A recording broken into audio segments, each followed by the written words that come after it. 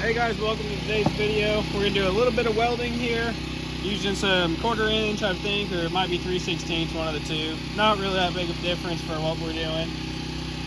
Using basic settings off of the machine, just use the 4.0 millimeters. It's going to be close enough to get the job done. 4.5 might have been more correct, but for this, you'll get the gist of it. And that's really all these videos are for. You guys can play with settings and figure stuff out a little more on your own.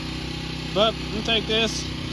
We'll go right in here. We've got that corner tip on there, the one that had those two flat sides. You guys remember from the tips video. So let's just get on it.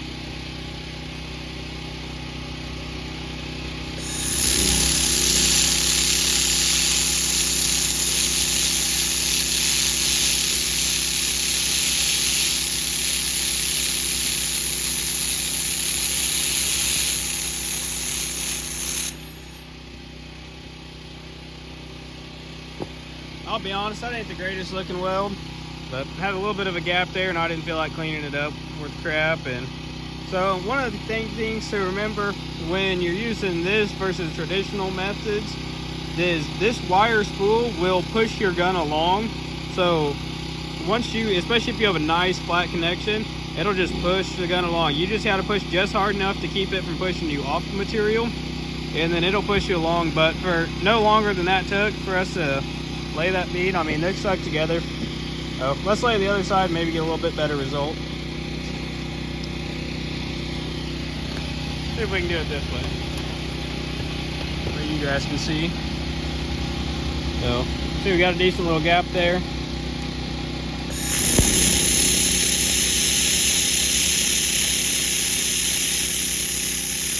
So now that we filled that gap, the gun's starting to push itself.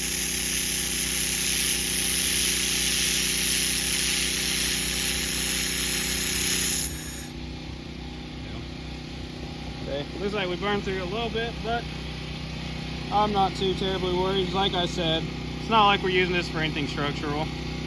So you're gonna have to play with it a little bit to get your settings figured out. But at the end of the day, for the amount of time that took, I won't complain about that weld. But I'm also not a professional welder. Somebody professional welder is gonna have a lot more fine tuning.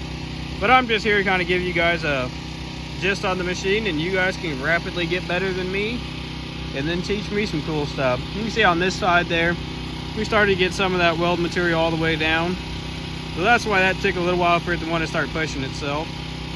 So I think another good thing to note with when you actually switch to the welding that I don't think I covered in the other video was, instead of using compressed air, you'll actually use nitrogen. That's what the factory recommends. So you have to go out, if you don't already have a bottle, either buy a bottle of nitrogen or get into a lease with a company like Airgas or somebody. Matheson, I think those are both two national ones, but if there's somebody around you local that you like, use them. For me, I didn't have the setup. The regulator probably was the most expensive part of it. It's like close to $200 for the regulator. But I figured buy a good regulator and it'll last a lifetime rather than me buying a cheap one and replace it 4 times. So that's really the only thing to note differently is make sure you change your air out.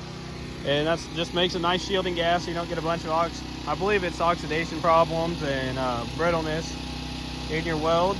And y'all can quickly become better welders than I am. However, I will say that there is zero chance that with the welder that I have now, I could have laid a bead that looked anything similar to that. It would have taken me a whole heck of a lot longer, and I'd have spent a whole lot more time grinding. But let's see. You guys can see there, I probably should have had that little bit hotter, a little bit slower. But it melted metal, it stuck it together, and if you wanted, you could get it apart. If you were really putting on something structural, yeah, you're gonna get better. But for running a quick sample and showing you guys the basics how to use it, that's good enough for me. Y'all have a good one.